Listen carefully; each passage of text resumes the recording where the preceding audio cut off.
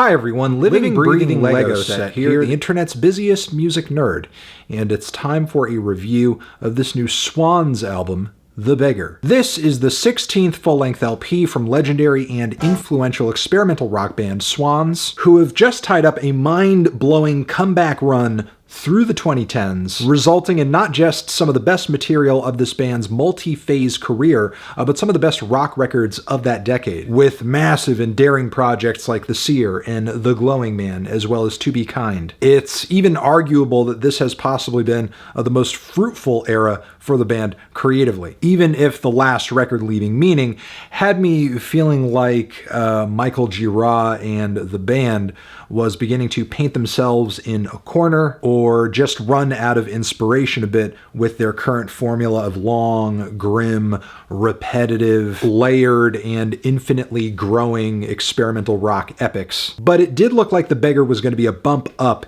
in terms of ambition. In terms of runtime, this is another 2-hour monster being added to the band's catalog, with potentially the most epic undertaking of the band's career up until this point, a 43-minute track titled The Beggar Lover 3. However, I didn't get the sense that we were going to be getting any major changes in sound or style on this record from the first couple of teasers, as I found both Paradise Is Mine and Los Angeles City of Death to be so kind of deja vu and repetitive in terms of what the band has been doing stylistically and aesthetically for the past decade, which isn't inherently a bad thing, as what Swans does musically within the confines of rock is pretty unique. The issue is, though, the longer Swans hangs in this territory, the more obvious it is there is very little left to conquer. Because while Paradise Is Mine does remind me of any number of Swans highlights from the past 10 years, it just feels painfully mild in comparison in terms of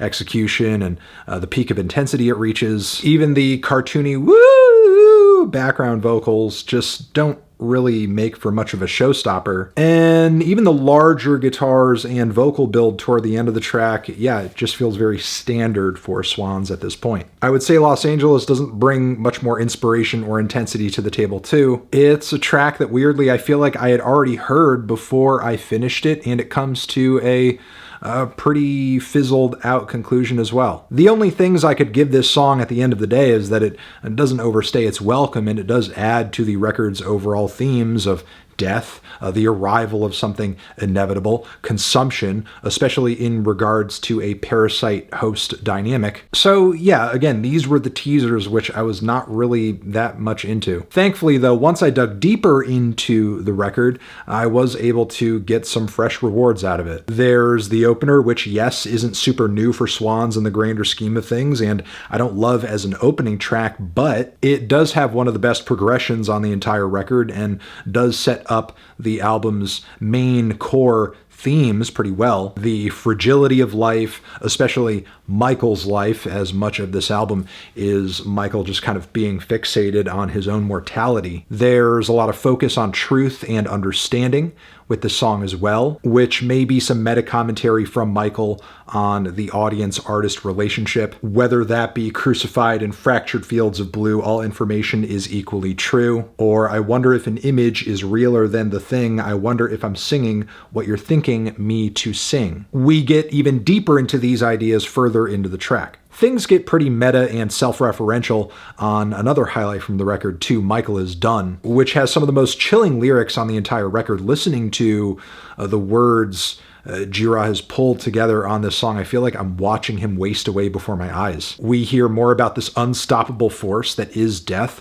and I feel like this song also functions as a means of highlighting conflicting feelings of living and surviving, but also kind of coming to terms with the fact that you're not going to live forever. Every hole is a leak when Michael does speak, but Michael will win. There's a flame on his tongue. His words are burnt meat to muscle and rend. Now, these words eventually give way to this super bright, heavenly almost blissful wall of sound that reminds me of something off of like a spiritualized record. And while yes, I do wish it reached a slightly higher peak as far as layers and in volume at the very finish, it's still one of the most beautiful and powerful and moving moments on this project, which I think also goes for the song Unforming. In terms of instrumentation and tone, almost has the makings of a lullaby, and I'm loving the acoustics in the mix, the sparkling tones. I feel like I am just sitting smack dab in the middle of the band and witnessing a very intimate live performance. Some of the most moving lyrics on the entire LP land on this track too, with Michael reflecting on and coming to terms with some of the changes that he's facing here. Finishing things off with a very grand mantra of freedom, freedom, freedom from fear. The track No More of This also scratches a similarly mystifying itch, and yet again provides a sense of finality. It's a goodbye and a statement on non-existence. No more anything. And with huge passages of bells and group vocals, once again,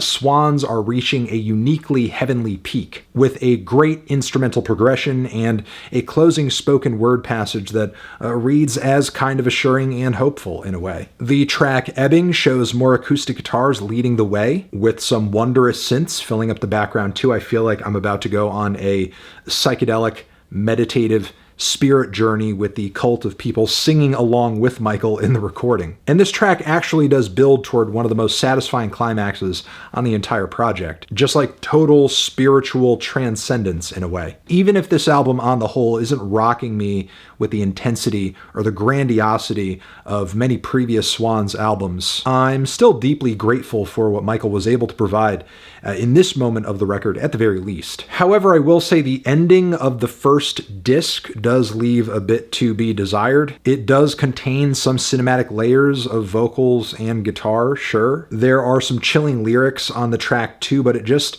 feels like an eerie epilogue of sorts. And personally, I think the tone switch kind of takes away from the magic of the previous track. Now, from here we have disc 2, the bulk of which is allotted to that 43-minute song that I mentioned earlier. And this track is kind of a mix of a lot of different things. It's almost like a montage of sorts. A moment of reflection where Michael goes on a memory-packed death journey. It's a multi-phased epic with a lot of different bits of sound play that reminds me of past Swans classics, like soundtracks for the blind, or even Michael Gira's experimental psycho-ambient collage project, The Body Lovers, The Body Haters. You have a passage of spoken word from Michael's wife, what sounds like a creaking and banging wood, thunderous drums that sound bigger than a storm or an earthquake. There are some passages of very cultish chorus vocals, some swelling instrumentation underneath. Other highlights along this odyssey include very creepy, unsettling, linear rock passages that are kind of hypnotizing, which read not too much unlike a lot of the work the band has been dropping for the past decade. In fact, there are numerous songs from the band's recent material that are kind of interpolated along the runtime of this track, namely the respective title tracks of The Glowing Man and Leaving Meaning, as well as Cloud of Unknowing, Finally Peace, and It's Coming, It's Real. Further into the track, we have the cycling, squeaking sounds and noises that are really kind of putting me on edge, some disorienting vocal fragments, primal rhythms, what sounds like a recording of one of Michael's kids kind of singing a nursery rhyme. I would say the passages on this track that continue from here continue to be odd but are a bit less gripping, as very little of any one thing with this very long cut reinforces any other thing. And as I listened to it, I felt like a lot of the stimulation and novelty I got from it mostly came from everything feeling as jarring and as surprising as it was, but that kind of wore off the more I listened to the track. And while, yes, I do like the idea, the concept of this track being kind of reflective and a retrospective, almost like an experimental rock, This Is Your Life, I thought the actual experience of listening to it wasn't as engaging as it could have been. There's powerful parts, pivotal moments, but they're not arranged or assembled in a way that I think leads to maximum impact or memorability. Similarly, I was somewhat let down by the track To Follow, and the second disc, Memorious. Yes, it does have some dark and twisted guitar grooves in 3/4. The lyrics on this track also reinforce the idea of kind of Michael's past haunting him in a way, and also being gone now, not being in existence any longer. I think the song has something to say for sure, some very personal and evocative imagery in the lyrics, but the track just kind of plateaus out of the gate.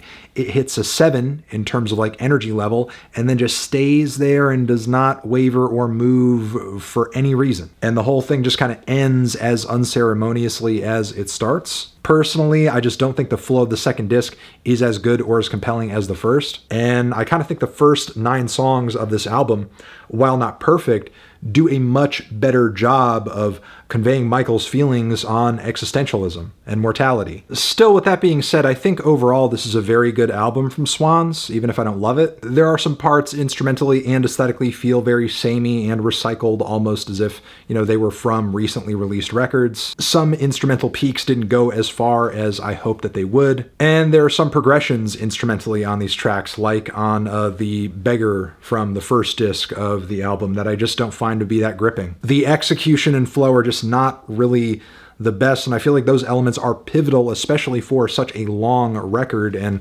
look, I'm someone who historically has enjoyed a lot of Swans' recent and very long releases, so those are kind of my major qualms with the record. But with that being said, the songwriting, for the most part, is on point. Production is fire.